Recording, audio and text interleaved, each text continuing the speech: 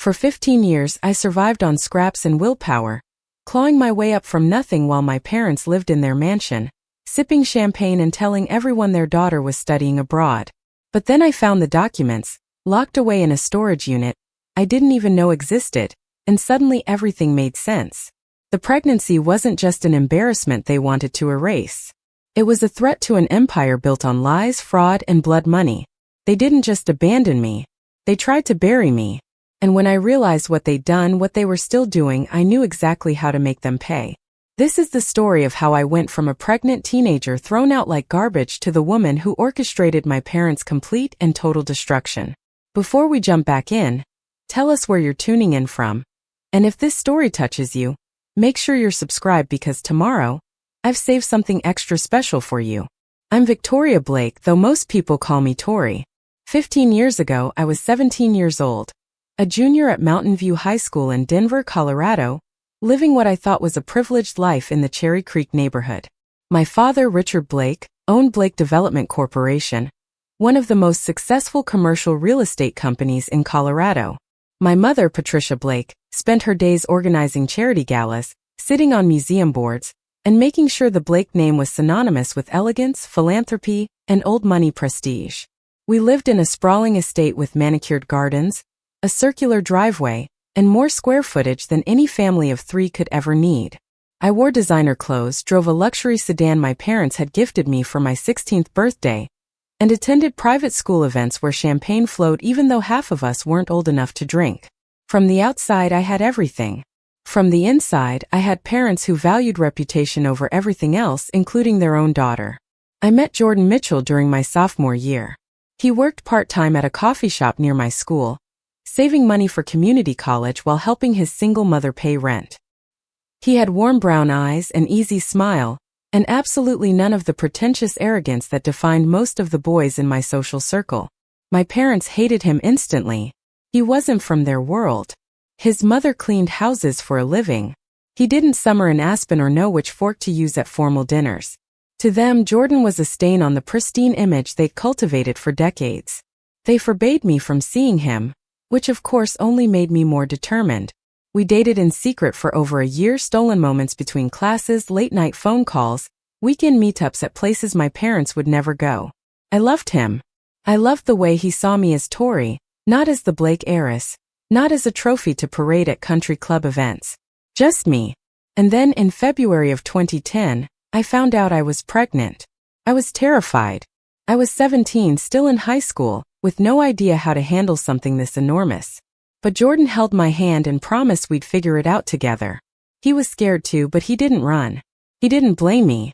He said we'd get through it, that we'd build a life for our baby even if it meant working 3 jobs and living in a tiny apartment. For a brief, naive moment, I thought maybe my parents would surprise me. Maybe they'd be angry at first but eventually come around. Maybe they'd see that I needed their support and choose their daughter over their reputation. I was so incredibly wrong. It was March 15, 2010, a Tuesday afternoon.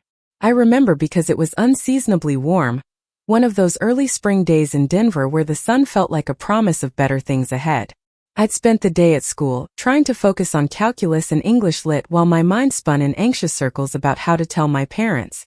Jordan had offered to come with me, to stand beside me when I broke the news, but I told him I needed to do it alone first.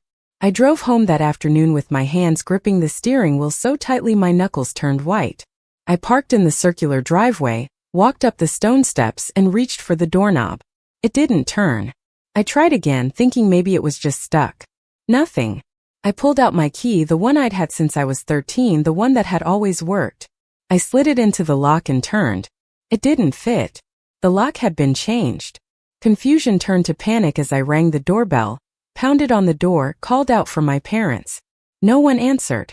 I walked around to the side entrance, the back door, even tried the garage. Every lock had been changed. Every entry point sealed. And then I saw them. 3 black garbage bags sitting at the end of the driveway, stuffed full and tied shut. I walked over, my heart hammering in my chest, and tore one open. Inside were my clothes, my shoes, my books, my laptop, everything that had been in my bedroom just that morning, now crammed into trash bags like I was nothing more than refused to be discarded. I stood there on the perfectly manicured lawn of the house I'd grown up in, staring at those bags, and something inside me cracked. Not broke, not shattered, just cracked, like the first fracture in a dam that's holding back an ocean. I pulled out my phone and called my mother. She answered on the third ring, her voice calm and clipped. "Where are you?" I asked. "Why are the locks changed? Why are my things in garbage bags on the lawn?" There was a pause, a silence so cold it felt like winter had returned in an instant. Then she spoke, and her words sliced through me with surgical precision. "You are no longer welcome in this house, Victoria. You've made choices that are incompatible with this family's values and reputation.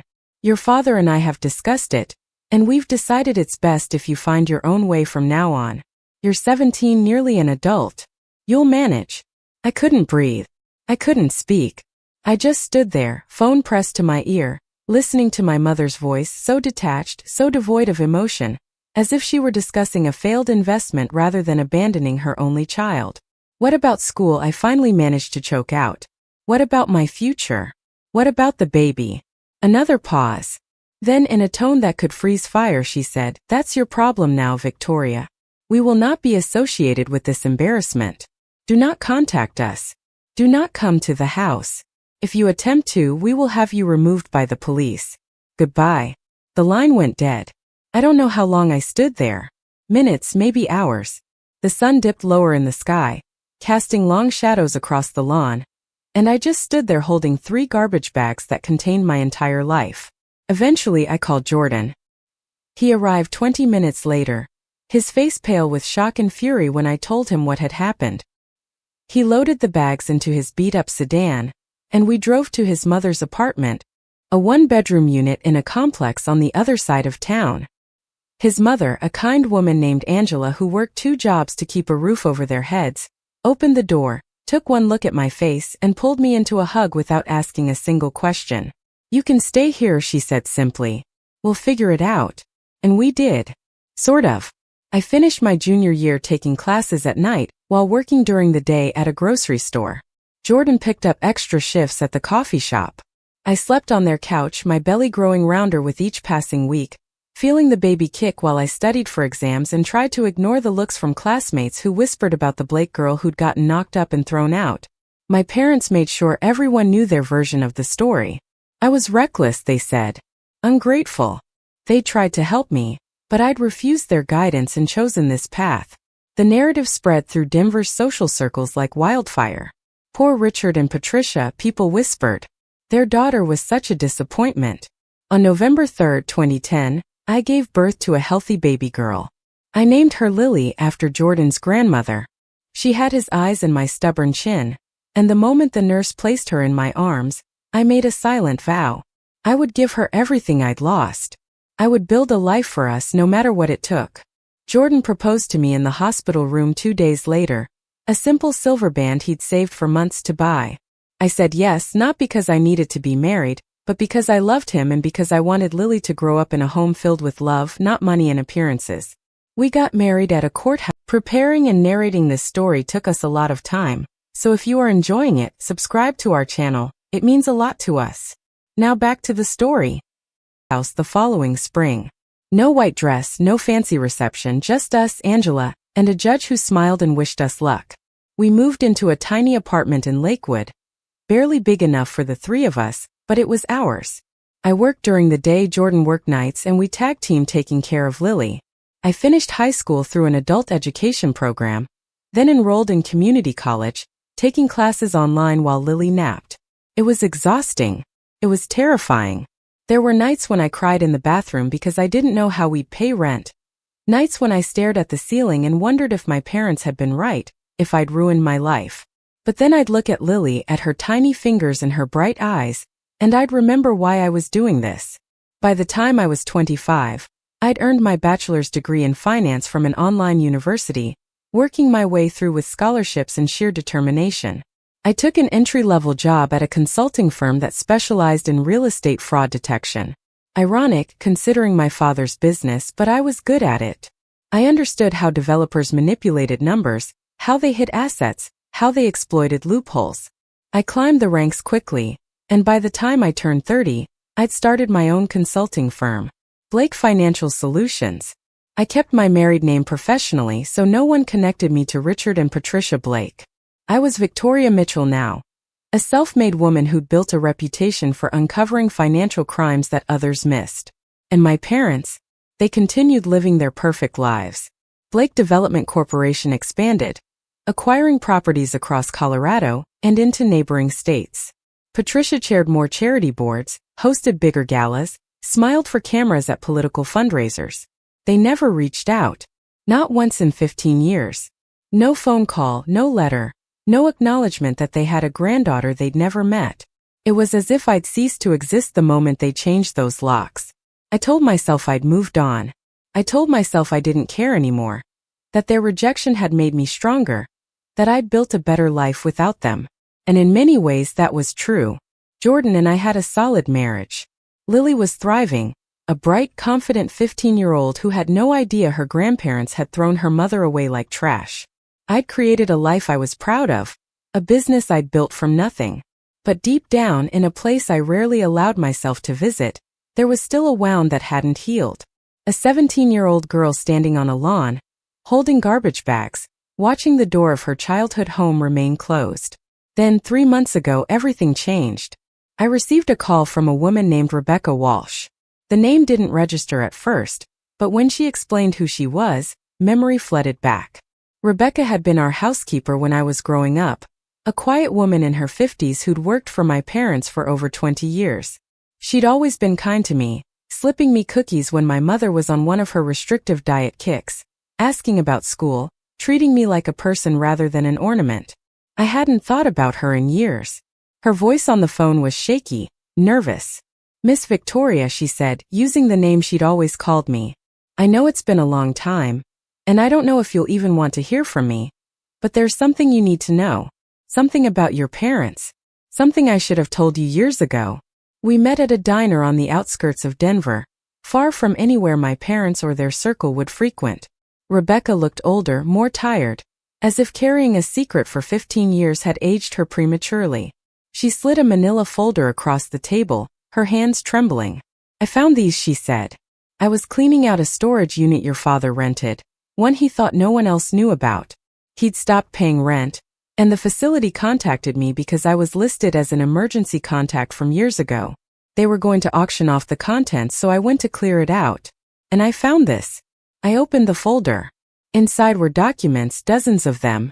Financial records, legal contracts, correspondence between my father and various business associates. At first glance they seemed routine, just business paperwork. But as I read closer, as I saw the dates and the names and the figures, my blood turned to ice. These weren't just business documents. They were evidence of fraud, embezzlement, money laundering schemes that stretched back decades. Blake Development Corporation wasn't successful because my father was a brilliant businessman. It was successful because he'd been stealing, bribing, and manipulating his way to the top for over 30 years. But that wasn't the worst part. As I flipped through the pages, I found a series of emails dated March of 2010, the month they'd locked me out. The emails were between my father and a man named Gregory Winters, a lawyer who specialized in what the emails delicately referred to as reputation management. In the emails, my father laid out a problem. His teenage daughter was pregnant, and the timing was catastrophic. Not because of the pregnancy itself, but because of a deal he was closing. A massive development project called Mountain Ridge, a luxury shopping and residential complex that required approval from the city council and significant investment from a group of conservative, family values investors. If word got out that his daughter was an unwed pregnant teenager, it could jeopardize the entire deal, cost him millions, potentially expose other irregularities in his business practices. Gregory Winters' advice was chillingly simple. Remove the problem. Make it clear she's no longer your responsibility. If necessary, ensure she has no legal standing to make claims against the family. The next email in the chain was my father's response. Locks changed today. Belongings removed.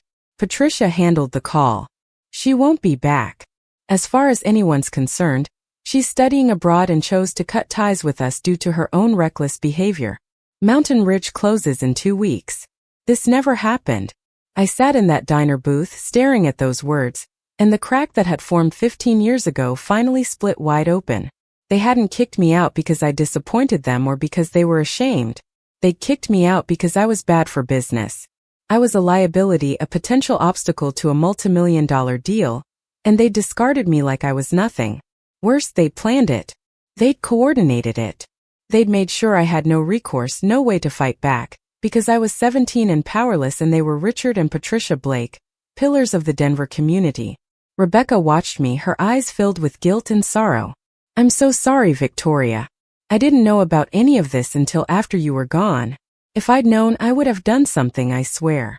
I wanted to be angry at her, but I couldn't. She was just another person caught in my parents' web. Instead, I asked her the only question that mattered. Is there more? She nodded. There's a lot more. Your father's been doing this for decades. Bribing city officials, falsifying inspection reports, hiding assets offshore. And your mother, she's not just some oblivious socialite. She's been helping him. The Blake Foundation, all those charity events, it's a front. They've been using it to launder money and create tax shelters. I've got copies of everything. I thought you should have them. I thought you deserved to know the truth. I took the folder, thanked Rebecca, and left the diner. I sat in my car in the parking lot for an hour, just staring at the manila folder on my passenger seat. 15 years. 15 years of struggling, of building a life from nothing, of carrying the weight of their rejection. And all of it, every moment of pain, every sleepless night, every time I'd wondered if I was worth loving, had been because of a business deal. I wasn't their daughter. I was collateral damage. Something crystallized in me in that moment. Something cold and sharp and unbreakable. They'd thrown me away to protect their empire. Now I was going to use everything I'd learned, every skill I'd honed, every connection I'd made, to burn that empire to the ground. Not for revenge, though I won't pretend that wasn't part of it, but for justice. Because if they'd done this to me, if they'd been running schemes for decades, how many other people had they hurt?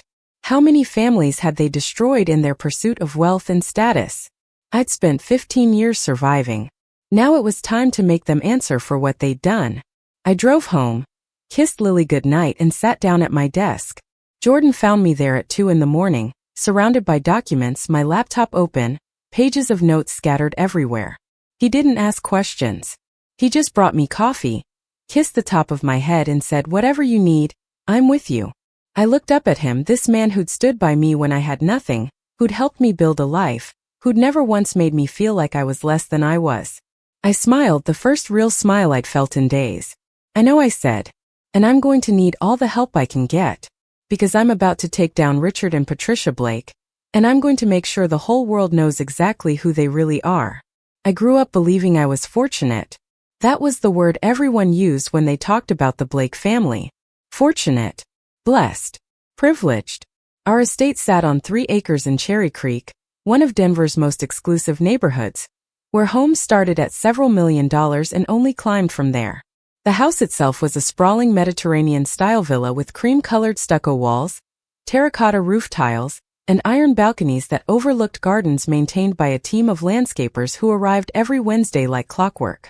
Inside, marble floors gleamed under crystal chandeliers, and every room was decorated with the kind of understated elegance that screamed money without ever having to mention it.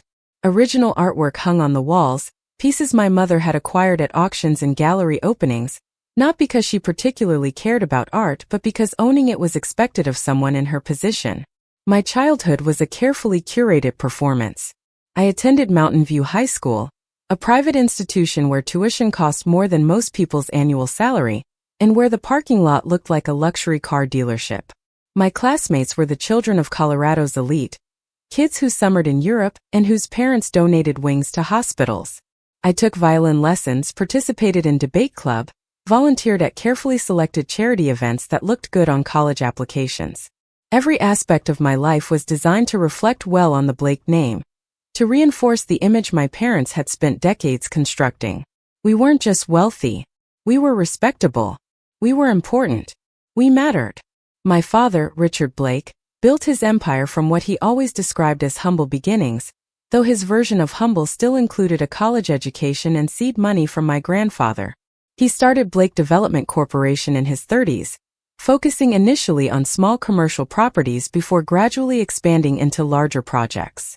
shopping centers, office complexes, mixed-use developments that transformed neighborhoods and generated millions in profit. He had a talent for identifying undervalued properties, securing favorable zoning changes, and convincing investors that his vision was worth their money. By the time I was born, Blake Development Corporation was one of the most successful real estate firms in Colorado, with projects stretching across the state and into Wyoming and New Mexico. My father was an imposing man, tall and broad-shouldered with silver hair that he kept impeccably styled and a commanding presence that filled whatever room he entered. He wore custom-tailored suits, drove a black Mercedes, and had a corner office in a downtown Denver high-rise with floor-to-ceiling windows that offered panoramic views of the city and the Rocky Mountains beyond. People deferred to him. City council members took his calls. Bankers approved his loans without hesitation. He sat on the boards of multiple organizations, donated generously to political campaigns, and was frequently featured in local business publications as an example of Colorado entrepreneurship at its finest. My mother, Patricia, was his perfect complement. Where he was the empire builder, she was the curator of our public image. She came from old Denver money, the kind of family whose name appeared on plaques in museums and university buildings.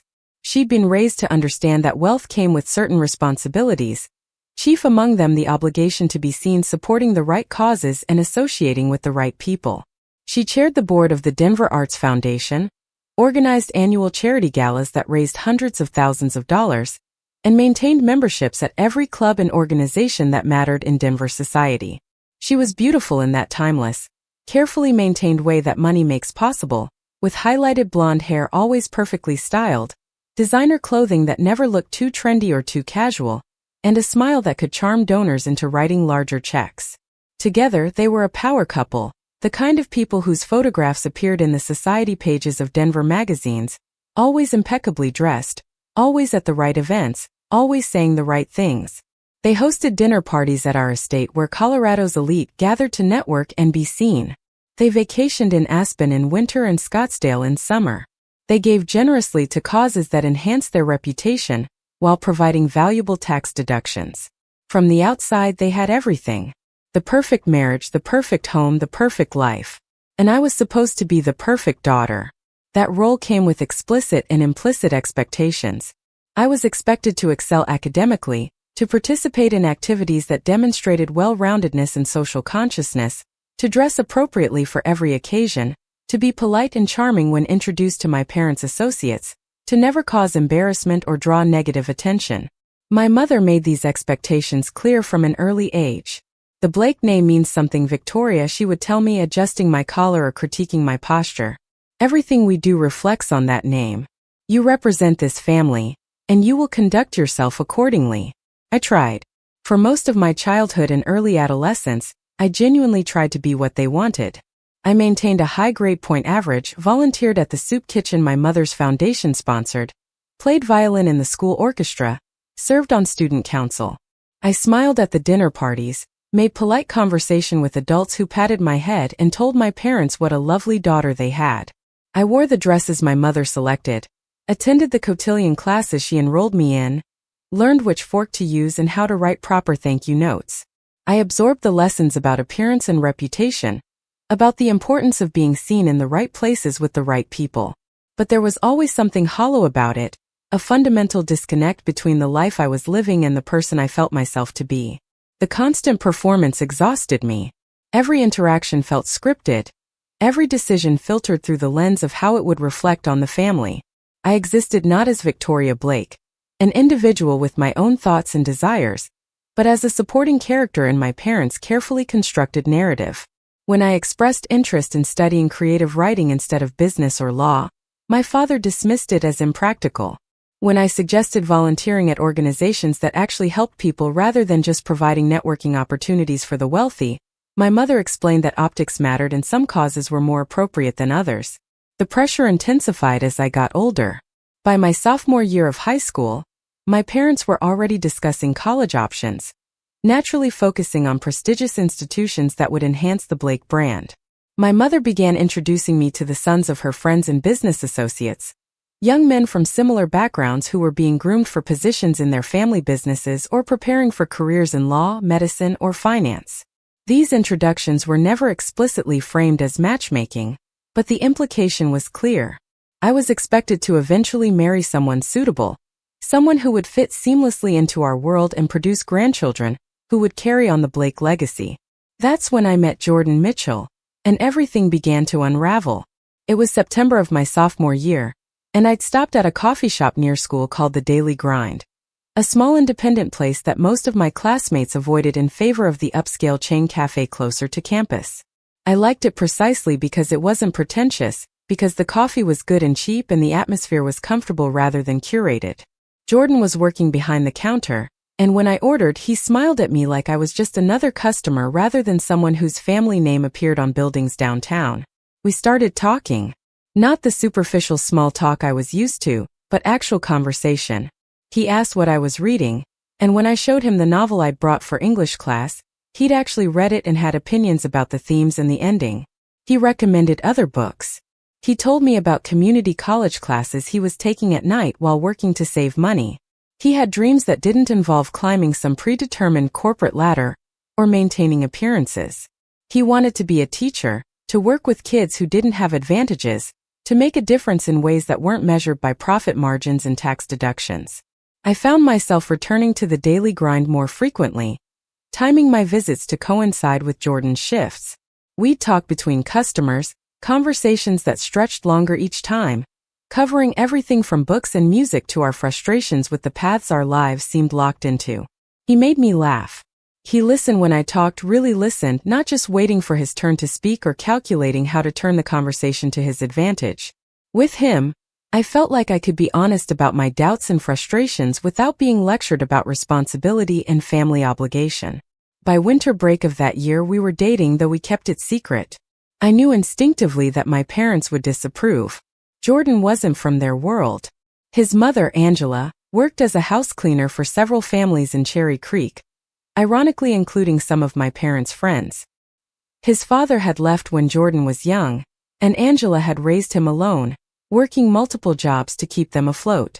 They lived in a modest apartment complex in a working-class neighborhood on the other side of Denver. Jordan drove an old Honda with a dented bumper and wore jeans and thrift store shirts rather than designer labels. By every metric my parents used to measure worth, he was unsuitable. But to me he was real in a way nothing else in my life was. When we were together, I didn't have to perform or calculate or worry about how things looked. I could just be Tori, a nickname only he used, a version of myself that felt more authentic than Victoria Blake had ever been. We'd meet at places far from Cherry Creek, taking long drives into the mountains or watching movies at the cheap theater where no one I knew would ever go. He introduced me to his mother, who hugged me without hesitation and made me dinner in their small kitchen, serving food on mismatched plates with more warmth than any catered meal at our estate had ever provided. I kept our relationship hidden for months, but eventually, inevitably, my mother found out. I'd been careless, mentioning a coffee shop location that didn't match where I'd said I'd be, and she'd driven by to check. She'd seen me through the window, sitting at a corner table holding hands with Jordan. She didn't confront me immediately. That wasn't her style. Instead, she waited until we were home, until my father had returned from work, and then she sat me down in his study, a room designed to intimidate with its dark wood paneling and wall of leather-bound books he'd never actually read. They didn't yell. That would have been undignified. Instead, they expressed disappointment, concern about my judgment, questions about what I thought I was doing associating with someone so clearly inappropriate. My mother described Jordan's background with barely concealed disdain, emphasizing his mother's occupation, his lack of prospects, the unsuitability of the match. My father was more direct. "This ends now," he said in the tone he used when delivering ultimatums to business rivals. "You will not see this boy again. You will focus on your studies and on relationships that are appropriate for someone in your position. This is not a discussion, Victoria. This is a fact." I tried to argue, to explain that Jordan was kind and smart and treated me better than anyone ever had, but my words bounced off their certainty like rain off stone. They weren't interested in who Jordan was as a person. They were interested only in how the relationship reflected on them, in the potential embarrassment of their daughter dating someone beneath her station. When I refused to agree to their demands, when I said I cared about Jordan and wouldn't stop seeing him just because they disapproved, my father's expression hardened into something cold and final. "You're being naive and foolish," he said. "But you're still a minor living under our roof, and you will abide by our rules. If you cannot do that, if you insist on pursuing this inappropriate relationship, there will be consequences." I didn't fully understand what he meant by consequences then. I thought he was threatening to ground me or take away privileges. I didn't realize he was already calculating what it would take to remove me from his carefully constructed world if I became too much of a liability. I saw Jordan in secret after that, more carefully, covering my tracks better. We both knew the situation was unsustainable, but we were 17 and in love and convinced that somehow we could make it work. We talked about the future, about life after high school when I'd be 18 and could make my own choices. Jordan would finish community college and transfer to a 4-year university. I'd study what I actually wanted to study. We'd build a life that was ours, not one prescribed by family expectations and social climbing. Then in February of my junior year, I missed my period. Then another. I bought a pregnancy test at a pharmacy across town where no one would recognize me. Took it in the bathroom of a gas station because I couldn't risk taking it home. 2 lines. Positive. I sat there on the grimy floor of that gas station bathroom, holding a plastic stick that had just rewritten my entire future, and felt the world shift beneath me. I was 17. I was still in high school. I was pregnant, and my parents were going to lose their minds. I told Jordan first. We met at our usual spot, a park overlooking the city where we'd spent countless afternoons talking about our dreams. When I told him, I watched his face carefully, part of me terrified he'd panic and disappear. But Jordan just took my hand, squeezed it tight, and said we'd figure it out together.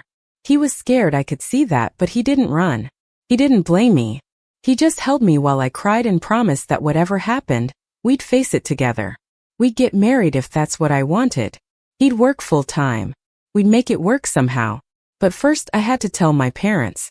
I agonized over it for days, rehearsing different ways to break the news, trying to find words that would make them understand that this wasn't the end of the world, that Jordan and I had a plan. I knew they'd be angry, but some naive part of me still hoped they'd eventually come around, that parental instinct would override their obsession with appearances. I was their daughter, their only child. Surely that meant something more than their reputation. I planned to tell them on a Saturday evening when they'd both be home, when we could sit down and have a real conversation. But fate intervened. On that Tuesday afternoon in March, I came home from school intending to study in my room before working up the courage to have the conversation that night. I never got the chance. The locks had been changed. My belongings were in trash bags on the lawn.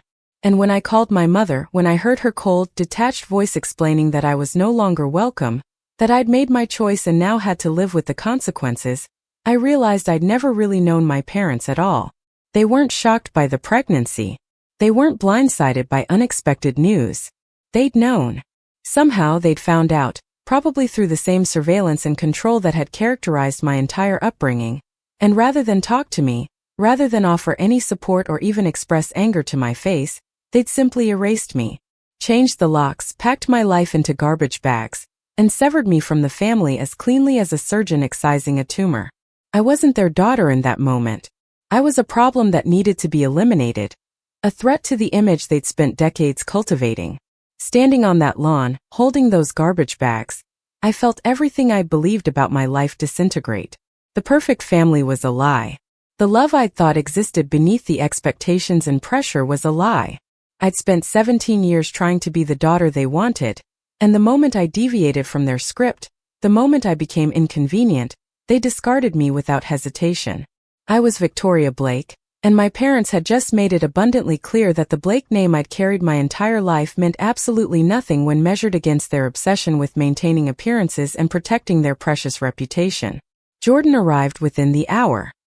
His mother opened their small apartment to me without question, and as I settled onto their couch that first night, feeling the baby flutter inside me, feeling the weight of everything I'd lost and everything I'd have to build from nothing, I made a promise to myself. I would survive this. I would build a life for my child. And I would never ever let my parents' rejection define me. I was more than the Blake name. I was Tori Mitchell now, and I was going to prove that I was worth more than they'd ever given me credit for. The next months were a blur of survival and determination. Finishing school while working at a grocery store, my belly growing rounder as I stocked shelves and rang up customers who sometimes recognized me and whispered to each other about the Blake girl who'd fallen so far. Attending night classes to get my diploma because my parents had withdrawn me from Mountain View High, ensuring I couldn't graduate with my class and further embarrass them. Sleeping on Jordan's family couch, feeling the baby kick while I studied for exams under the dim light of a floor lamp borrowed from a neighbor. Jordan worked double shifts, taking every hour he could get at the coffee shop and picking up weekend work at a warehouse. His mother, Angela, became the maternal figure my own mother had never really been. She taught me how to cook cheap, nutritious meals. She took me to free prenatal clinics. She held my hand during ultrasounds and told me I was going to be a wonderful mother. She never once made me feel like a burden, even though I knew how much strain my presence put on their limited resources. My parents, meanwhile, continued their lives as if I'd never existed.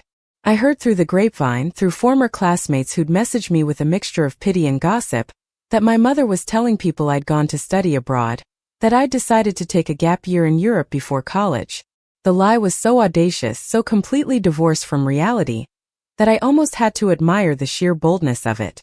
They'd simply written me out of their story, replaced the inconvenient truth with a narrative that made them look like supportive parents whose daughter was out exploring the world. I gave birth to Lily on November 3, 2010.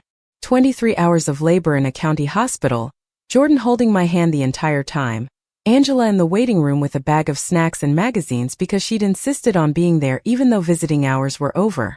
When the nurse placed Lily in my arms, this tiny, perfect being with Jordan's eyes and a fierce grip on my finger, I felt something shift fundamentally inside me. This was my family now. Not the estate in Cherry Creek or the parents who'd abandoned me. This screaming, beautiful baby and the people who'd stood by me when I had nothing. Jordan proposed 2 days later with a simple silver band, and I said yes. We got married at a courthouse in April. Just the three of us plus Angela and a judge who smiled kindly and wished us luck. No white dress, no reception, no guests beyond the people who actually mattered. It was the opposite of everything my mother had probably envisioned for my wedding, and it was perfect precisely because it was real. We moved into a tiny one-bedroom apartment in Lakewood that we could barely afford. Jordan slept on the couch so Lily and I could have the bedroom. We survived on ramen and determination, taking turns caring for Lily while the other worked or studied. I enrolled in community college, taking online classes during Lily's naps, slowly working toward a degree while working part-time at various jobs that would hire someone with a baby and a flexible schedule. It was exhausting. There were nights I cried from sheer overwhelming pressure, wondering if my parents had been right, if I destroyed my future with my choices. But then Lily would smile at me, or Jordan would come home from a double shift and still have energy to hold me and tell me we were going to make it, and I'd remember why I was fighting. This life, hard as it was mine. I'd chosen it. And unlike the gilded cage of my childhood, it was real. The love was real. The struggles were real. And the victories, small as they sometimes were, meant something because I'd earned them. By my mid-20s, I'd earned my bachelor's degree in finance, graduating with honors despite the obstacles. I'd taken an entry-level position at a consulting firm that specialized in forensic accounting, using the skills I'd developed to help identify financial irregularities and fraud. I discovered I was good at it, brilliant even. I could look at spreadsheets and financial statements and see the patterns others missed. Identify the places where numbers didn't quite add up. My bosses noticed. I got promoted. Then promoted again. And all the while, my parents continued building their empire, unaware that the daughter they'd thrown away was becoming an expert in exactly the kind of financial crimes that had built their fortune. They had no idea I existed in the same city, that I drove past their offices sometimes and felt nothing but cold determination. They'd made me invisible. Now I was going to use that invisibility to see everything they tried to hide. When Rebecca Walsh called me 3 months ago with news about the storage unit, with those documents that laid bare exactly what my parents had done and why they'd done it, the final piece clicked into place. I wasn't just surviving anymore. I was ready. Ready to show Richard and Patricia Blake that the daughter they'd discarded like trash had become the one person who could destroy everything they'd built. They'd thrown me out to protect a business deal. Now I was going to dismantle that business piece by piece and make sure the whole world knew exactly what kind of people Richard and Patricia Blake really were. The perfect daughter they tried to create had failed them, but the woman I'd become, forged in the fires of their rejection and abandonment, was about to become their worst nightmare. They'd taught me that appearances were everything, that reputation mattered more than truth. Now I was going to teach them that truth, once revealed, destroys appearances beyond repair. And I was going to enjoy every single moment of it. The documents Rebecca Walsh had given me sat in a locked safe in my home office, but I'd already scanned every page, uploaded encrypted copies to 3 separate cloud storage services, and memorized the most damaging details. I couldn't stop thinking about them, couldn't stop replaying the contents in my mind during meetings with clients, during dinner with Jordan and Lily, during the quiet hours of early morning when I'd wake up and lie in the dark trying to process the magnitude of what I'd discovered. My parents hadn't just committed fraud. They'd built an entire criminal enterprise disguised as legitimate business operations, and they'd done it for decades with such careful precision that no one had ever questioned them. The first thing I did was verify everything independently. I couldn't afford to move forward with incomplete information or documents that might be challenged in court. I needed to understand not just what my parents had done, but how they'd done it, who else was involved, and where all the evidence could be found. That meant bringing in professionals, people I trusted who had the expertise to help me build an airtight case. I called Amanda Torres on a Thursday morning, reaching her at her downtown Denver law office. Amanda and I had worked together on several cases over the years, situations where her legal expertise and my financial analysis had helped clients recover assets or prosecute fraud. She was sharp, relentless, and had a particular hatred for wealthy people who used their resources to exploit others. When I told her I needed to meet urgently about a personal matter, she cleared her schedule for that afternoon. Her office was in a converted warehouse building in the River North Art District, all exposed brick and modern furniture, the kind of space that announced she was successful but not part of the traditional legal establishment. I appreciated that about her. She built her practice representing people who couldn't afford the white shoe law firms, taking on cases others deemed too risky or not profitable enough. She won more often than she lost, and she'd earned a reputation for being willing to go after powerful defendants that other attorneys avoided. I spread the documents across her conference table, watching her face as she began reading. Her expression shifted from curious to focused to openly shocked as she worked through the papers. She spent nearly an hour reviewing everything, occasionally asking questions or requesting clarification on technical financial details, before finally sitting back in her chair and letting out a low whistle. "This is massive," she said quietly. "Your father has been running a criminal enterprise for at least 25 years, maybe longer. The scope of this is staggering." I nodded, my throat tight with emotions I couldn't quite name. Anger, certainly, but also a strange kind of vindication mixed with sorrow for the naive girl who'd once believed her father was a legitimate businessman. Amanda started ticking off the crimes documented in the papers. Wire fraud, mail fraud, bribery of public officials, money laundering through the foundation, tax evasion, filing false documents with regulatory agencies. The list went on. Some of the schemes were sophisticated, involving offshore accounts and shell corporations, and carefully structured transactions designed to obscure the flow of money. Others were almost brazen in their simplicity, like direct cash payments to city council members in exchange for favorable zoning decisions. The Mountain Ridge project, the development deal that had been closing when my parents threw me out, had been approved based on falsified environmental impact reports and inflated economic projections. My father had paid the consulting firm that prepared the reports, had bribed 2 council members who'd been skeptical, and had used foundation money to donate to the campaigns of 3 others who'd voted in favor. The project had gone forward, making him millions, while completely disregarding the environmental damage and the displacement of lower-income residents who'd lived in the area. But that was just one example. The documents showed similar patterns repeated across dozens of projects. Bribes disguised as consulting fees. Campaign contributions timed to coincide with crucial votes. Inspection reports altered to hide code violations. Contracts awarded to companies that existed only on paper, funneling money into accounts controlled by my father and his associates.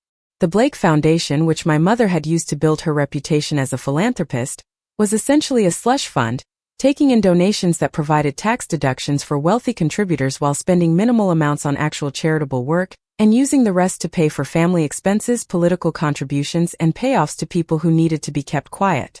Can we prove all of this? I asked Amanda. She considered the question carefully. The documents are a strong start, but we need more. We need bank records, communication records, testimony from people involved in the schemes. Some of these documents are from your father's personal files, which means they could be challenged regarding how they were obtained. We need to build a case that doesn't rely solely on these, even though they give us a roadmap for where to look. I'd anticipated this. That's why I also called Kevin Grant. Kevin was a private investigator I'd worked with on several cases. A former Denver police detective who'd left the force after becoming frustrated with the politics and corruption he'd witnessed. He ran a small investigation firm that specialized in financial crimes, and he had connections throughout law enforcement and the business community. He was also one of the most thorough investigators I'd ever met, the kind of person who wouldn't stop digging until he'd uncovered every relevant fact. Kevin arrived at Amanda's office an hour later, and I went through everything again, explaining what the documents showed and what I needed him to find. He took notes in a small leather notebook, occasionally asking questions about specific transactions or individuals mentioned in the papers. When I finished, he leaned back and studied me with an expression that was equal parts sympathy and professional interest. "You understand this is going to get ugly," he said. "Once we start pulling these threads, once we start talking to people and requesting records, your parents are going to know someone's investigating them. They'll lawyer up, they'll try to intimidate witnesses, they'll use every resource they have to shut this down. Are you prepared for that? Are you prepared for what this might do to your daughter when it becomes public?" I'd thought about little else since Rebecca had handed me those documents. Lily was 15, a sophomore at a good public high school, thriving academically and socially. She had friends, she played soccer, she was thinking about colleges. She knew almost nothing about my parents, just that I'd been estranged from my family since before she was born. I told her once, years ago when she'd asked why she didn't have grandparents like her friends did, that sometimes families broke apart and it was complicated and adult and not her fault.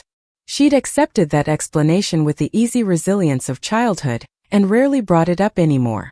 But once this became public, once the investigation and inevitable prosecution started making headlines, she'd learn everything. She'd know that her grandparents had thrown her mother out while pregnant. She'd know they'd built their wealth through crime. She'd probably face questions and comments from classmates, from people who'd connect her last name to mine and start digging into our history.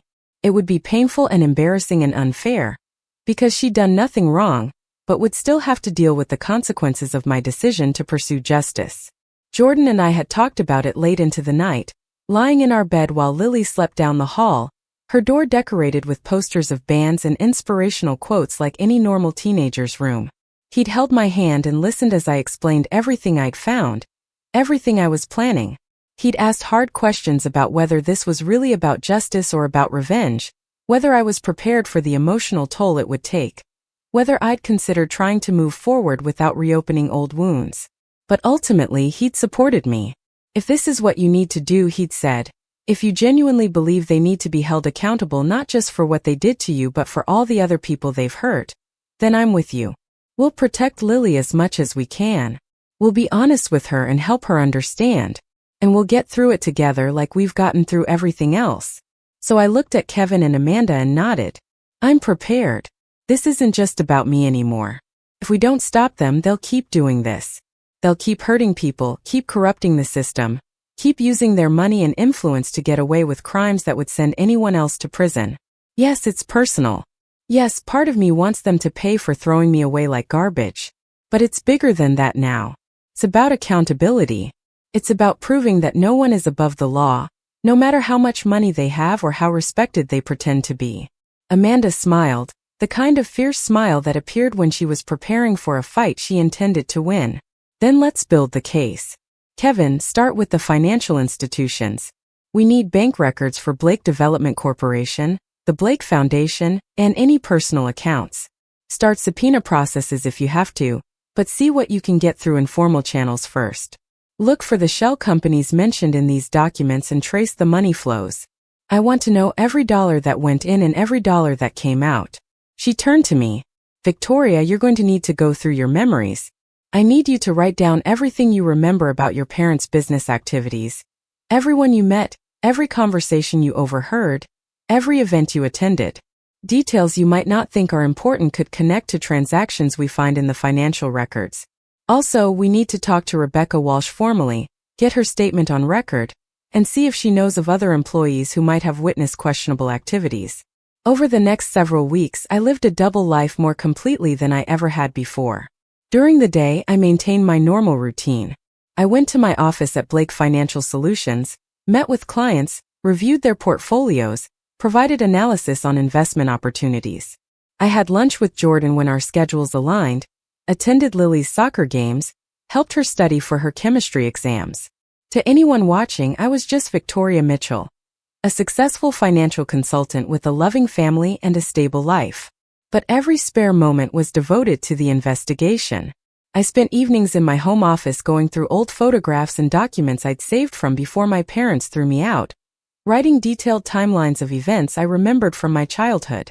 I compiled lists of people who'd worked for my father or served on boards with my mother. I went through old yearbooks and social media to track down former household employees who might have witnessed something relevant. Kevin worked his contacts throughout Denver's business and political communities, carefully and discreetly gathering information. He obtained employment records showing the pattern of household staff turnover at my parents' estate, noting that employees rarely stayed more than 2 or 3 years, which suggested they either saw something that made them uncomfortable or were pushed out to prevent them from knowing too much. He identified the shell corporations mentioned in the documents and traced them through business registries in Delaware, Nevada, and the Cayman Islands, building a web of interconnected entities all ultimately controlled by my father. He also started identifying the public officials who'd been bribed. Some of the names in the documents were people still holding positions in city government or serving on important boards and commissions. Others had moved on to state-level positions or retired. Kevin approached this part carefully, knowing that confronting corrupt officials directly could trigger a cover-up. Instead, he focused on gathering evidence of their financial situations, looking for unexplained wealth or spending patterns that didn't match their official salaries. Amanda, meanwhile, started building the legal framework for prosecution. She reached out to contacts in the Colorado Attorney General's office and the FBI's white-collar crime division, feeling out their interest in a major fraud case involving a prominent Denver businessman. She was careful not to reveal too much too soon, but she wanted to know that when we had sufficient evidence, there would be prosecutors ready to act. She also began researching case law on RICO statutes, the Racketeer Influenced and Corrupt Organizations Act, wondering if the pattern of criminal activity documented in the files might support charges that would allow prosecutors to go after not just individual crimes but the entire criminal enterprise my father had built. The deeper we dug, the worse it got. Kevin found evidence of at least 15 major development projects over the past 2 decades where my father had bribed officials, falsified documents, or manipulated the approval process. The environmental consulting firm that had prepared false reports for Mountain Ridge had prepared similar documents for multiple other projects, and Kevin discovered that my father held a hidden ownership stake in that firm through one of his shell companies. He was essentially paying himself to produce fraudulent reports, creating a closed loop of corruption. The Blake Foundation's financial records, which were technically public but rarely scrutinized, showed a pattern of donations coming in from developers and contractors who'd worked on my father's projects, then money flowing out to political campaigns and nonprofit organizations run by the officials who'd approved those projects. It was money laundering disguised as philanthropy, a way to convert potentially illegal payments into legitimate-seeming charitable contributions that provided tax benefits for everyone involved. We also discovered that several of the major investors in my father's projects were themselves using questionable funds. One was a Russian businessman with suspected ties to organized crime. Another was being investigated by federal authorities for his own financial crimes. My father had been taking money from anyone willing to invest, asking no questions about where their wealth came from, as long as they were willing to accept the high returns he promised. But the detail that made my blood run cold was buried in a series of emails Kevin found through his investigation of the environmental consulting firm. The firm's owner, a man named Douglas Porter, had written to my father expressing concerns about the falsified reports. This was 5 years ago, Well, after I'd been thrown out, but years before Rebecca found the storage unit documents. Porter had written that he was uncomfortable continuing to produce fraudulent environmental assessments, that the liability was becoming too great, that he wanted to end their arrangement. My father's response was chilling in its casual menace. Douglas, I understand your concerns, but I'm confident you'll continue our mutually beneficial relationship. After all, we've built something together over many years, and I'd hate to see that destroyed by an unfortunate disclosure of past indiscretions. I'm sure your wife and children wouldn't appreciate the disruption that would cause to your comfortable life. Let's discuss this over lunch next week, where I'm confident we'll reach an understanding. It was a threat, barely veiled, implying that my father would expose Porter's role in the fraud if he tried to back out, destroying his business and possibly his freedom. And apparently it had worked, because the consulting firm had continued producing false reports right up until 6 months ago, when Porter had died suddenly of a heart attack. Kevin had pulled the medical examiner's report. Heart attack, natural causes, no sign of foul play. But the timing was suspicious, and I couldn't help wondering if the stress of being trapped in my father's criminal web had literally killed the man. How many other people had my father intimidated, threatened, or coerced into participating in his schemes? How many lives had been damaged or destroyed to protect his empire?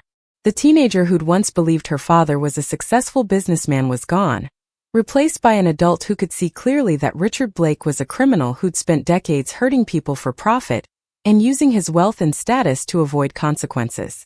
Rebecca Walsh agreed to provide a formal statement, though she was terrified of retaliation.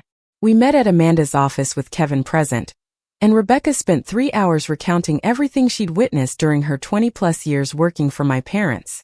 She described conversations she'd overheard, documents she'd seen while cleaning my father's home office, meetings held at the estate where she'd served drinks to men discussing what were clearly illegal activities.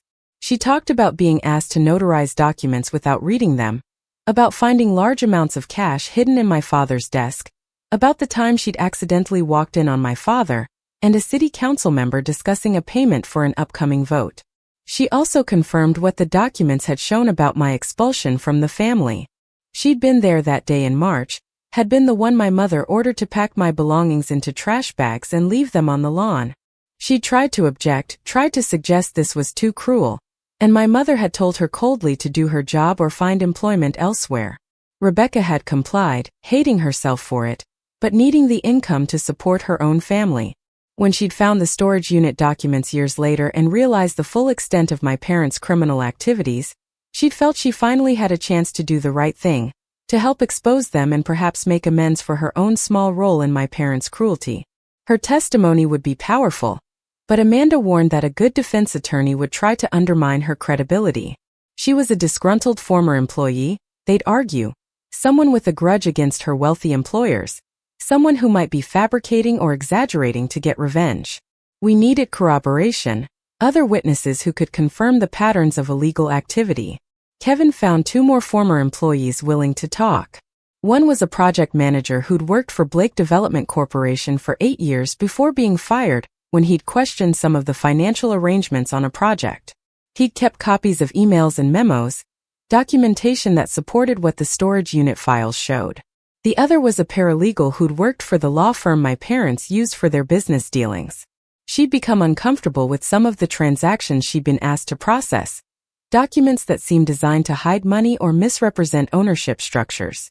She'd raised concerns with her supervising attorney and been told to keep quiet and do her job. Eventually she'd left the firm, but she'd kept her own copies of some of the more questionable documents, insurance against potential liability. With each new piece of evidence, with each witness who came forward, the case grew stronger. We built timelines showing patterns of activity, transaction records showing money flowing through shell companies, communications showing coordination between my father and corrupt officials. Amanda created massive spreadsheets linking all the pieces together, showing how each element connected to the others, building a picture of systematic, sustained criminal activity. But there was still a missing piece, something I needed to understand before I could move forward.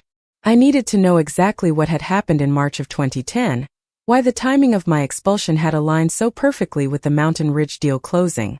The documents Rebecca had found showed planning and coordination, but I wanted to hear it directly. I wanted someone to confirm that my parents had made a calculated business decision to throw away their pregnant daughter. That's when Kevin told me about Nicole Brennan. She was my father's business partner, a woman who joined Blake Development Corporation about 12 years ago and had risen to become chief operating officer. She'd been involved in most of the major projects since then, and Kevin's investigation had found her signature on many of the questionable documents. She was, by all appearances, complicit in my father's crimes. But Kevin had also found something interesting. Nicole had recently hired a criminal defense attorney, and there were rumors in Denver's business community that she was nervous, that she'd been asking questions about liability and exposure. Kevin thought she might be a weak link, someone who could be convinced to cooperate in exchange for leniency. Amanda agreed it was worth approaching her, but warned that we had to be careful. If Nicole told my father about our contact, it could trigger a cover-up before we had all the evidence we needed. We decided to make the approach through her attorney, reaching out lawyer to propose a conversation. It took 2 weeks of negotiation, but finally Nicole agreed to meet with Amanda and me at a neutral location, a conference room at a hotel downtown. She came alone except for her attorney, a sharp-eyed woman who made clear from the start that her client was there to listen, not to admit anything. Nicole Brennan was in her early 50s, impeccably dressed in a way that suggested wealth and power. She had steel gray hair cut in a severe bob and eyes that assessed me coolly as I entered the room. I wondered if she recognized me, if she'd been present at the estate back when I still lived there, or if I was just a vague memory of someone who'd existed before her time. Amanda laid out what we knew, walking through the evidence methodically without revealing all our sources.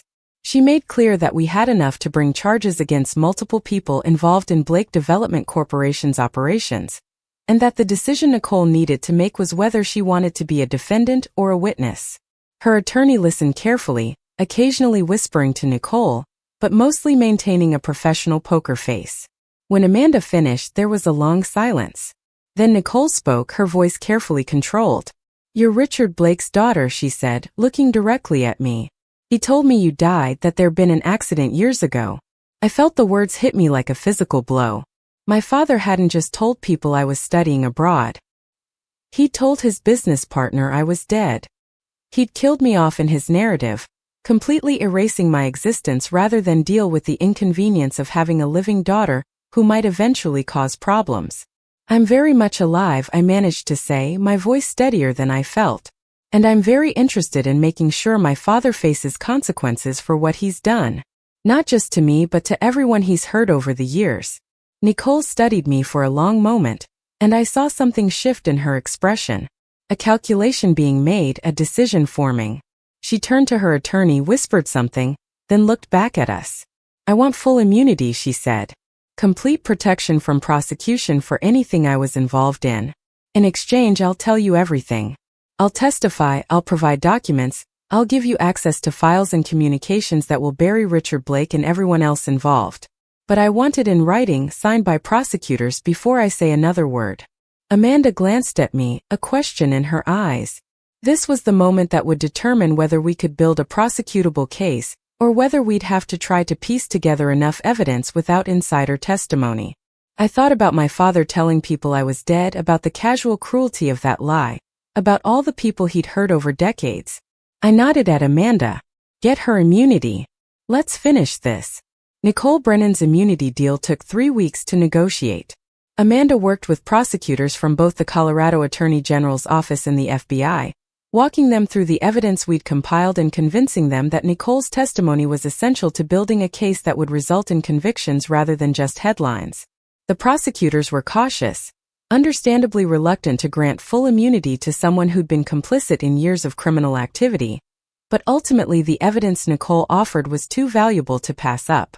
She had access to files we couldn't obtain otherwise, recordings of conversations, internal communications that laid bare the conspiracy in my father's own words. The day Nicole sat down for her formal debriefing was the day I truly understood the scope of what my parents had built. We met in a secure conference room at the FBI field office in Denver, a sterile space with no windows and recording equipment set up to capture every word. Nicole arrived with her attorney, looking smaller somehow than she had at our initial meeting, as if the decision to cooperate had diminished her. She carried 3 bankers' boxes full of documents, flash drives containing digital files, and a written timeline she prepared detailing every illegal transaction she'd witnessed or participated in over 12 years. She started with how she joined Blake Development Corporation, recruited by my father after working in commercial real estate for another firm. He'd offered her twice her previous salary, a partnership track, and the promise of being involved in major projects that would cement her reputation in Denver's development community. For the first year, everything had seemed legitimate. Aggressive business tactics certainly, but nothing overtly criminal. Then gradually she'd been brought into the inner circle, shown how things really worked, told that if she wanted to advance she needed to understand that success in development required flexibility regarding regulations and officials who didn't understand business realities. Her first illegal act had been carrying a cash payment to a city inspector, $50,000 in an envelope handed over at a restaurant, in exchange for the inspector overlooking code violations on a project that was running behind schedule. Nicole had been uncomfortable but had rationalized it as a cost of doing business in a corrupt system. From there, the requests had escalated. Falsifying documents, creating shell companies to hide money, coordinating bribes to multiple officials, laundering funds through the foundation. Each time she'd considered objecting, my father would remind her that she was already complicit, that backing out now would mean exposing herself to prosecution alongside everyone else, that her best option was to stay loyal and keep benefiting from the profitable arrangement they'd built. The prosecutors asked detailed questions, drilling down into specific transactions, getting Nicole to explain exactly how each scheme worked. She described the network of shell companies my father had created, corporations registered in Delaware and Nevada with nominee directors who existed only on paper. Money would flow from investors into Blake Development Corporation, then get transferred through multiple shells before landing in offshore accounts in the Cayman Islands and Switzerland. Some of that money was legitimate profit from actual development work, but much of it represented funds that should have gone to contractors, investors, or the government in taxes. The Blake Foundation served multiple purposes in the enterprise. It accepted donations from people and companies who wanted favorable treatment from city officials, then made grants to nonprofit organizations controlled by those same officials or their family members. It paid for expenses that benefited my parents personally, from luxury travel described as charity work to purchases of artwork that hung in their estate rather than being donated to museums. It employed family, friends, and political allies in nominal positions that required little actual work, but provided them with income and benefits. The foundation was a slush fund that let my parents live lavishly, while claiming charitable deductions that reduced their tax liability to almost nothing. But the detail that made the prosecutors lean forward with particular interest was Nicole's description of what she called the insurance files. My father, she explained, had kept meticulous records of every illegal transaction, every bribe paid, every official corrupted. He created detailed documentation showing exactly who'd received money, and for what purpose, storing copies in multiple secure locations. It wasn't an oversight or careless record-keeping. It was deliberate insurance against betrayal. If anyone he'd worked with tried to expose him or turned on him to save themselves, he could produce evidence showing their complicity, ensuring that anyone who went down would take others with them. Nicole knew where some of these insurance files were kept. One set was in a safety deposit box at Sterling Trust Bank under a shell company name. Another was stored digitally on an encrypted server accessed through a virtual private network. A third physical copy was hidden in my father's private office at the Blake estate, behind a false panel in a built-in bookcase. She'd seen these files personally when my father had shown them to her years ago, making sure she understood that her cooperation was permanent and that any thought of talking to authorities would result in her own prosecution based on the evidence he'd carefully preserved. The irony was staggering. My father's paranoia about being betrayed had led him to create exactly the kind of comprehensive evidence trail that prosecutors dream about. If we could access those insurance files, we'd have everything needed to prosecute not just my father but every official, contractor, and associate who'd participated in the schemes. Nicole's testimony gave us the roadmap to find them. Over the next 2 months, a complex legal dance unfolded. The FBI obtained search warrants for my father's properties, his business offices, and the safety deposit boxes. They subpoenaed records from banks, telecommunications companies, and business registries. They executed simultaneous raids on multiple locations, ensuring my father couldn't destroy evidence once he knew an investigation was underway. The operation involved dozens of agents and coordinators across multiple jurisdictions, and it was planned with the kind of precision normally reserved for taking down organized crime syndicates. I wasn't present for any of the raids. Amanda thought it was better if I maintained distance from the law enforcement operation, avoiding any potential claims that I'd influenced the investigation or contaminated evidence. But Kevin had contacts who kept him informed, and he'd call with updates as events unfolded.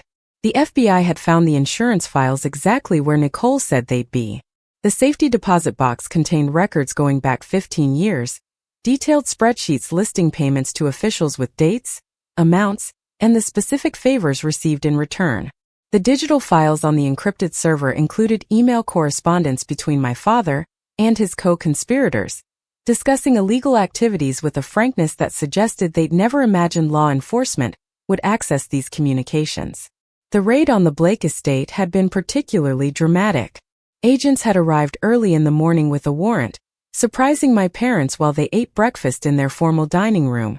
My mother had apparently tried to refuse them entry, citing their social position and demanding to speak with their attorney, but the agents had explained that a warrant meant they were entering whether invited or not. My father had been more composed, recognizing immediately that something serious was happening, but unable to prevent agents from searching his office, his bedroom, every corner of the mansion he'd believed was impenetrable. They'd found the physical files behind the bookcase panel, just as Nicole had described. They'd also found something else, something I hadn't known existed. A handwritten journal my father had kept, leather-bound and filled with entries describing his various projects, including his thoughts and justifications for the illegal activities. It was a bizarre combination of business diary and personal memoir, passages where he'd reflect on the necessity of bending rules to achieve success, arguments he'd apparently been having with himself about whether his actions were justified. In one entry from March of 2010, he'd written about the Mountain Ridge deal and the problem his pregnant daughter presented. The entry read like a clinical business analysis, rather than a father discussing his child. Victoria's pregnancy represents an unacceptable risk to the Mountain Ridge approval process. The investors are conservative, family-oriented individuals who will not react well to news of a teenage pregnancy in my immediate family. Additionally, the media attention if this becomes public could derail relationships with city officials at a crucial moment.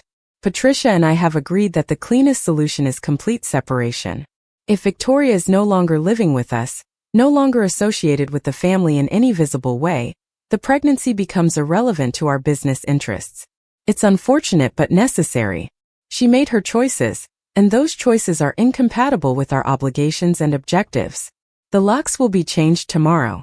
When Kevin read me that passage over the phone, I had to sit down, my legs suddenly unable to support me.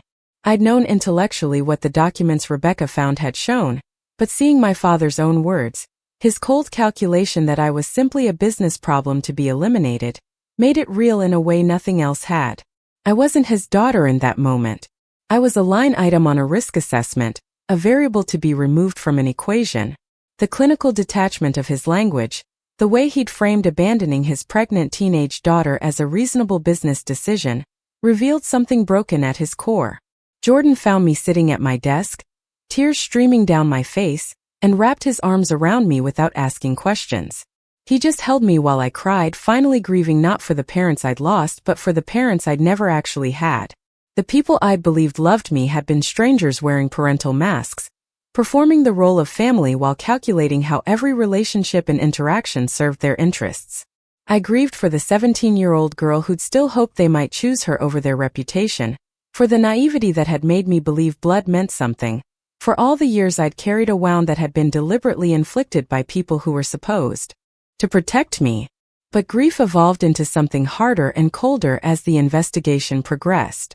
The FBI arrested my father at his office on a Wednesday morning, walking him out in handcuffs in front of his employees and business associates. They arrested my mother at the Metropolitan Club, where she'd been hosting a foundation luncheon for major donors. The symbolism was perfect. My father taken from the center of his business empire, my mother arrested in the middle of the social performance she dedicated her life to maintaining. The news spread through Denver within hours, photographs of both of them in handcuffs, appearing on local news sites and social media. The charges were extensive. Multiple counts of wire fraud, mail fraud, bribery, money laundering, conspiracy to commit fraud, tax evasion, and several Colorado-specific corruption charges. The indictment ran to 73 pages, detailing decades of criminal activity with the kind of specificity that left no room for claiming misunderstanding or innocent mistakes. This was a deliberate, sustained criminal enterprise, and the government was prosecuting it with the full weight of federal and state resources. My parents both pleaded not guilty naturally. They hired one of the most expensive criminal defense firms in the country, attorneys who flew in from New York and Los Angeles to represent them. The firm immediately began a media campaign, giving interviews describing Richard and Patricia Blake as successful businesspeople being persecuted by overzealous prosecutors, suggesting the charges were politically motivated, claiming that aggressive business practices were being criminalized. It was a predictable strategy, trying to muddy the waters and create doubt before a trial even began. But the evidence was overwhelming, and more people began cooperating once my parents were arrested. Officials who'd accepted bribes started cutting deals with prosecutors, offering testimony in exchange for reduced sentences. Contractors who'd participated in bid rigging schemes provided documents showing how the fraud worked. Even some of my father's investors, realizing they'd been lied to about where their money was going, started cooperating with the investigation. The wall my father had built around his criminal enterprise was collapsing as everyone scrambled to save themselves. The preliminary hearings were held in federal court, and I attended every session, sitting in the back row of the public gallery where my parents couldn't easily see me. I watched as prosecutors laid out their case, calling witnesses who described the bribery schemes, introducing documents that showed money flows through shell companies, presenting the insurance files my father had so carefully maintained. My parents sat at the defense table looking older somehow, diminished, the confidence and authority they'd always projected stripped away by the reality of facing serious criminal charges. It was during the third day of hearings that my mother finally saw me. She'd been looking around the courtroom during a break, and her eyes landed on my face. I saw recognition dawn, saw her face pale, saw her lean over to whisper urgently to my father. He turned to look, and for a moment our eyes met across the courtroom. I don't know what he saw in my expression, but I saw shock and something that might have been fear in his. I held his gaze steadily, letting him see that I wasn't the scared 17-year-old he'd thrown away. I was the woman who'd helped build the case that was destroying him. During a recess, my father's attorney approached Amanda and asked if we'd be willing to discuss a potential resolution. Amanda was non-committal but agreed to hear what they had to say. We met in a conference room at the courthouse, my parents' defense team on one side of the table, Amanda and I on the other. My parents weren't present, just their attorneys, and the lead lawyer launched into what was clearly a prepared speech about how this had all been a misunderstanding, about how my parents were willing to pay substantial fines and penalties to resolve the matter without trial, about how continuing with prosecution would be expensive and risky for everyone involved. Amanda let him finish, then said simply that the government wasn't interested in a settlement that didn't include significant prison time. The crimes were too serious, too sustained, too damaging to too many people. This wasn't a case that could be resolved with a fine and a promise to behave better in the future. The attorney shifted tactics, suggesting that perhaps there were personal issues at play, that I had an obvious grudge against my parents due to family history, that my involvement in the investigation raised questions about motivations and credibility. I leaned forward then, speaking directly to the attorneys. My personal history with Richard and Patricia Blake is part of the public record now. They threw me out when I was 17 and pregnant because I was inconvenient to a business deal. That's documented in my father's own handwriting. But this case isn't about me or what they did to me. It's about decades of fraud, corruption, and criminal activity that hurt this entire city.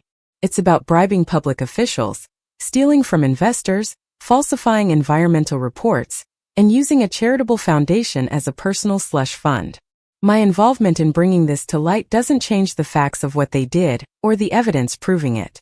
The attorneys tried a few more angles, suggesting various deal structures, hinting that my parents might be willing to provide information about other corrupt officials or businesspeople if it meant reduced sentences. But Amanda made clear that the prosecution already had extensive evidence and cooperating witnesses, That my parents had nothing to offer that the government didn't already have or couldn't obtain through other sources. The meeting ended without resolution, and it became clear that the case would go to trial. The trial began on a cold morning in February, almost exactly 15 years after my parents had changed the locks and thrown me out. The symbolism wasn't lost on me as I walked into the federal courthouse, past reporters and cameras, to take my seat in the gallery. The courtroom was packed with media, curious members of the public, and people who'd been affected by my parents' crimes. I saw several of the officials who'd accepted bribes, now cooperating witnesses who'd already pleaded guilty to their own charges. I saw investors who'd lost money when projects had failed due to my father's fraud. I saw residents who'd been displaced by developments that should never have been approved. The prosecution's case took 3 weeks to present, a methodical walk through years of criminal activity. They called Nicole Brennan, who testified for 2 days about the inner workings of Blake Development Corporation, describing specific instances of bribery and fraud. They called former employees who'd witnessed questionable activities. They called city officials who admitted accepting payments. They called forensic accountants who traced money through shell companies and offshore accounts. They introduced thousands of pages of documents, emails, financial records, all showing the same pattern of deliberate, systematic fraud. The insurance files my father had maintained became the prosecution's most powerful evidence. Document after document showing payments to officials, correspondence discussing illegal activities, spreadsheets tracking bribes with the same precision my father had applied to legitimate business expenses. The defense tried to argue that these documents had been taken out of context, that transactions described as bribes were actually legitimate consulting fees or campaign contributions, but the volume and specificity of the evidence made those arguments ring hollow. My father took the stand in his own defense, against the advice of his attorneys. I think his ego couldn't accept sitting silently while his reputation was destroyed, and he believed he could charm the jury the way he charmed investors and officials for decades. It was a catastrophic mistake. The prosecution's cross-examination was brutal, walking him through document after document, forcing him to explain transactions that had no innocent explanation, catching him in contradictions and implausible claims. When the prosecutor asked him about the journal entry describing me as a business problem, asked him to explain to the jury why he'd abandoned his pregnant daughter, I saw the jury's expression shift from skeptical to openly disgusted. My mother didn't testify. Her attorneys were smarter than my father's and recognized that putting her on the stand would only make things worse. Instead, they tried to present her as someone who'd been unaware of the criminal activities, a wife who trusted her husband and focused on charitable work without understanding where the foundation's money was coming from or going. But the evidence showed her signature on too many documents, her presence at too many meetings, her involvement in too many decisions. She'd known and she'd participated, and the jury wouldn't buy the innocent wife defense. The trial lasted 6 weeks total, and the jury deliberated for 3 days before returning verdicts. Guilty on all counts for my father. Guilty on most counts for my mother, with acquittals only on a few of the more technical charges where the prosecution hadn't been able to prove her specific knowledge.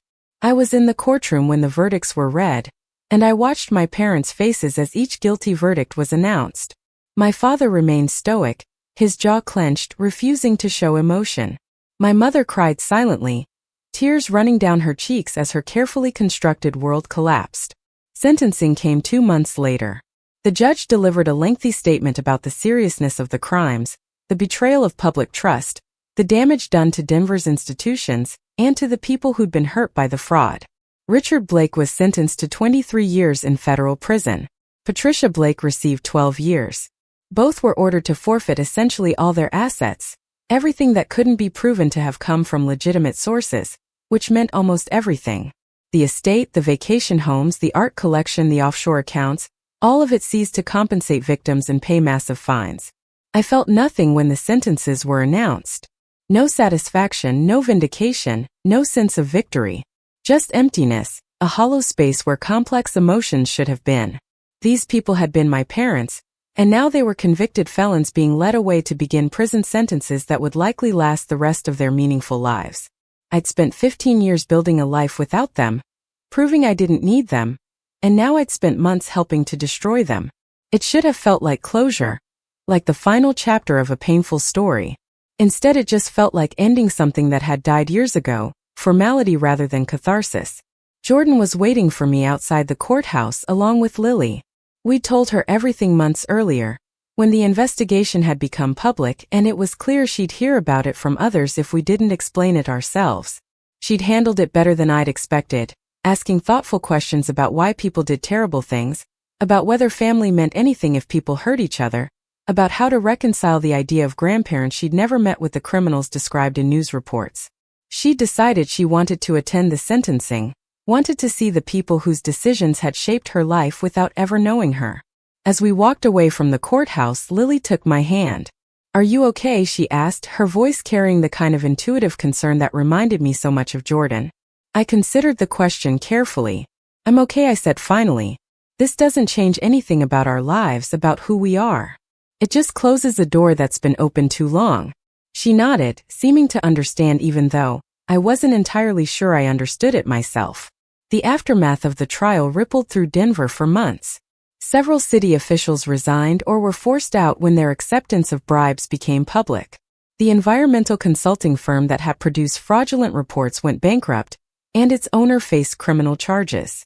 Multiple development projects were halted and reviewed, with some being canceled entirely when it became clear the original approvals had been obtained through fraud. The Blake Foundation was dissolved, its remaining assets distributed to legitimate charities. Blake Development Corporation ceased operations, its projects sold off or transferred to other developers willing to complete them properly. The media coverage was extensive, stories about corruption in Denver's development industry, features about my parents' rise and fall, investigative pieces about how they'd gotten away with it for so long. My role in the investigation became public, and reporters wanted to interview me, wanted the dramatic story of the abandoned daughter who'd brought down her corrupt parents. I declined every interview request. This wasn't a story I wanted to tell publicly, wasn't a narrative I wanted to be defined by.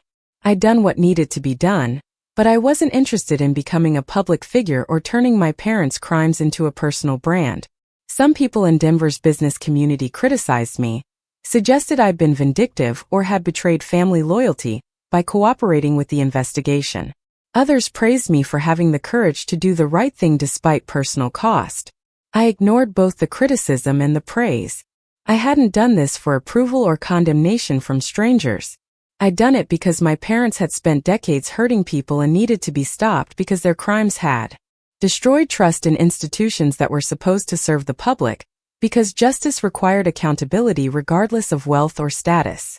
Blake Financial Solutions, my consulting firm, actually gained clients after the trial. Companies and organizations wanted to hire someone who'd proven capable of uncovering complex financial fraud, someone who had the expertise and determination to see investigations through regardless of how powerful the targets were. I hired additional staff, expanded our services, built the firm into something more substantial than I'd originally envisioned. The business my parents had tried to protect by throwing me away became successful partly because I'd helped expose their corruption. There was irony in that, though I tried not to dwell on it. Lily thrived despite the publicity and challenges. Her friends stood by her, her teachers were supportive, and she maintained her grades and activities without letting the trial derail her life. She was stronger than I'd been at her age, more resilient, better equipped to handle adversity, because she'd grown up in a home where love was genuine rather than conditional on maintaining appearances. Jordan and I had given her something my parents had never given me, the security of knowing she was valued for who she was rather than what she represented. 2 years after the trial, I received a letter from my mother. She was incarcerated at a federal prison in California, serving her sentence in a facility far from Denver and everyone she'd known. The letter was 3 pages long, handwritten on prison stationery, and I almost threw it away without reading it. But curiosity won out, and I opened it late one night after Jordan and Lily had gone to bed. The letter was an apology of sorts. My mother wrote about having had years to think about her choices, about what she'd valued and what she'd sacrificed in pursuit of status and wealth. She acknowledged that throwing me out had been cruel, that prioritizing a business deal over their daughter had been unforgivable. She wrote that she understood if I could never forgive her, that she wasn't asking for reconciliation, but wanted me to know that she recognized the harm she'd caused. She mentioned Lily, the granddaughter she'd never met, and said she hoped Lily had a better mother than she'd been. I read the letter twice, looking for insincerity or manipulation, but it seemed genuine in a way my mother's words had rarely been. Prison had stripped away the social performance she'd maintained for decades, leaving someone who could finally acknowledge truth without worrying about how it looked. It didn't change anything, didn't undo the damage or make what she'd done acceptable, but it was something. An acknowledgement of reality, maybe the first honest communication she'd ever offered me. I didn't respond to the letter. There was nothing I needed to say, no relationship I wanted to rebuild, no forgiveness I was prepared to offer. But I kept it, filed away in a drawer with other documents from that period of my life. Someday maybe Lily would want to know more about her grandparents, about the people whose choices had shaped her existence, even though they'd never known her. The letter would be part of that story, evidence that even people who did terrible things could eventually recognize their failures, even if recognition came too late to matter. My father never wrote. I heard through the prison grapevine that Kevin maintained that he'd been railroaded, that the prosecution had been motivated by political concerns, that he'd simply been a successful businessman who'd been made an example of by government overreach. He maintained this stance in appeals that were routinely denied, in interviews with journalists willing to listen to his version of events, in letters to former business associates asking for support. He'd learned nothing, acknowledged nothing, remained convinced to the end that he'd been right and everyone else had been wrong. On a spring morning 5 years after the trial, I drove past the Blake estate in Cherry Creek. It had been sold to a tech entrepreneur who'd made a fortune in software and wanted a showpiece property. The new owner had renovated extensively, changing enough that it no longer quite resembled the house I'd grown up in. The gardens were different, maintained in a more naturalistic style. The circular driveway had been repaved. The whole property had been transformed, given a new identity separate from its history. I slowed as I passed, looking at the place where I'd once believed I belonged, where I'd tried so hard to be the daughter my parents wanted. Then I accelerated and drove on, heading home to the modest but comfortable house in Lakewood where Jordan and Lily were probably having breakfast, where love was messy and real and unconditional, where I'd built the family I'd always needed. The past was behind me, its power finally broken, and the future stretched ahead full of possibility. Richard and Patricia Blake had thrown me away thinking I was disposable, calculating that their empire was more important than their daughter. They'd been wrong on both counts. I'd survived, thrived, built something meaningful from nothing, and their empire had fallen, destroyed by the very evidence they'd carefully preserved to protect themselves. Justice hadn't brought me peace exactly, but it had brought closure, the knowledge that wrongs had been accounted for and that no one, regardless of wealth or status, was truly above consequences. I was Victoria Mitchell, wife to Jordan, mother to Lily, owner of a successful business built on my own merit and determination. The Blake name that had once defined me was just history now, a footnote to a story about corruption and consequences. I'd orchestrated my parents' downfall not for revenge but for justice, not to hurt them but to hold them accountable. And in doing so, I'd finally freed myself from the last chains of a childhood, defined by their expectations and manipulations. I was free, and I'd earned that freedom with every difficult choice, every hard-fought victory, every moment I'd chosen to stand up rather than break down. That was worth more than any inheritance or family name could ever have been. 10 years have passed since the trial ended and my parents were led away in handcuffs to begin their prison sentences. A decade of rebuilding, of watching Lily grow into a remarkable young woman, of deepening my relationship with Jordan, of expanding my business beyond anything I'd imagined when I first started. Time has a way of softening sharp edges, of transforming rage into something quieter and more manageable. The wound my parents inflicted hasn't disappeared, but it's become part of my history rather than my identity, a scar I carry but no longer defines who I am. Lily graduated from college last spring with honors, a degree in social work and a passion for helping families in crisis. She's working now at a nonprofit that supports teenage mothers, providing resources and guidance to young women facing the same challenges I faced at 17. When she told me about the job offer, I cried, overwhelmed by the symmetry of her choosing to help others navigate the exact situation that had shaped her existence. She's turning our pain into purpose, transforming a legacy of abandonment into one of support and compassion. I couldn't be more proud of the person she's become, Couldn't be more grateful that she chose to use her knowledge of struggle to lift others rather than to harden herself against the world. Jordan and I celebrated our 20th anniversary last year with a small ceremony renewing our vows, surrounded by the people who'd become our chosen family over the decades. Angela, Jordan's mother who'd opened her home to a pregnant teenager she barely knew, was there looking older but still radiating the warmth that had saved me when I had nowhere else to go. Rebecca Walsh attended too, the former housekeeper whose courage in bringing me those documents had started everything. She'd become a friend over the years, someone who understood the complexity of my feelings about my parents because she'd witnessed both their public personas and their private cruelties. Blake Financial Solutions has grown substantially, employing 15 people now and handling cases across multiple states. We've uncovered fraud schemes, helped prosecute white-collar criminals, recovered assets for victims of financial crimes. Every case feels like an extension of what I did to my parents, using the skills and knowledge I've developed to hold powerful people accountable when they think their wealth makes them untouchable. The work is meaningful in ways I couldn't have anticipated when I first started the firm, and I've built a reputation as someone who won't back down regardless of how intimidating the opposition might be. My mother was released from prison 3 years ago after serving her full sentence. She's living in a small apartment in Arizona now, working at a library, and living quietly under her maiden name. She writes to me occasionally, short letters updating me on her life, never asking for anything, never pushing for reconciliation I haven't offered.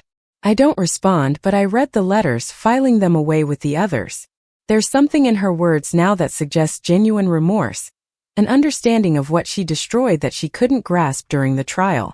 Prison changed her in ways I'm still not sure I fully comprehend, stripped away the social armor she'd worn for decades and left someone more authentic, even if that authenticity came too late to repair what she'd broken. My father remains incarcerated, his appeals exhausted, his supporters dwindled to almost nothing. He'll be eligible for parole in 8 more years, when he'll be in his late 70s, and I suspect he'll die in prison still believing he was right, still convinced that everyone else was wrong. Some people are incapable of genuine self-reflection, too invested in their own narratives to acknowledge truth. My father built an empire on lies, and apparently he'll take those lies to his grave rather than admit he was anything other than a misunderstood businessman persecuted by an unjust system. I think sometimes about that 17-year-old girl standing on a manicured lawn holding garbage bags, feeling her world collapse around her. I want to go back and tell her that she'll survive this, that the pain that feels unbearable will eventually transform into strength, that the parents who threw her away will one day face consequences for everything they've done. I want to tell her that she'll build a beautiful life, that she'll find love that's real rather than conditional, that she'll raise a daughter who's kinder and stronger than anyone in the Blake family ever was. But I can't go back, and maybe that girl needed to go through the fire to become the woman I am now. The greatest revenge against my parents wasn't their imprisonment or the destruction of their wealth and reputation, though those things mattered and were necessary. The greatest revenge was building a life so full and meaningful that their rejection became irrelevant, proving that the Blake name and Blake money meant nothing compared to genuine love and honest work in relationships built on truth, rather than calculation. They thought throwing me away would eliminate a problem. Instead, they created the person who would eventually destroy them, but more importantly, they freed me to become someone infinitely better than they ever were. Denver has mostly forgotten about the Blake scandal, moved on to newer scandals and different stories. The developments my father built still stand, though they're owned and managed by others now. The foundation my mother chaired has been replaced by other charitable organizations. The estate in Cherry Creek has been transformed into something that bears no resemblance to my childhood home. Life moved on, as it always does, and the Blakes became a cautionary tale rather than a current crisis. I'm okay with being forgotten. I never wanted to be defined by what my parents did or by my role in exposing them. I wanted to be defined by what I built from nothing, by the family I chose and the work I do and the person I decided to become when faced with impossible circumstances. Victoria Blake died on a lawn in Cherry Creek 15 years ago, abandoned and afraid. Victoria Mitchell was born in that same moment, forged in rejection and determination. And Victoria Mitchell has lived a life worth living, full of love and purpose and meaning that my parents with all their wealth and status never achieved. So when people ask if I regret what I did, if I wish I'd handled things differently, If I feel guilty about sending my own parents to prison, I tell them the truth. I don't regret holding them accountable. I don't wish I'd stayed silent about their crimes. And I don't feel guilty for choosing justice over family loyalty, because they'd already chosen their empire over their daughter years before I chose to fight back. They made me what I became, and they got exactly what they deserved. That's not revenge. That's just consequences finally catching up to people who'd spent decades believing they were immune. Up next, you've got 2 more standout stories right on your screen. If this one hit the mark, you won't want to pass these up. Just click and check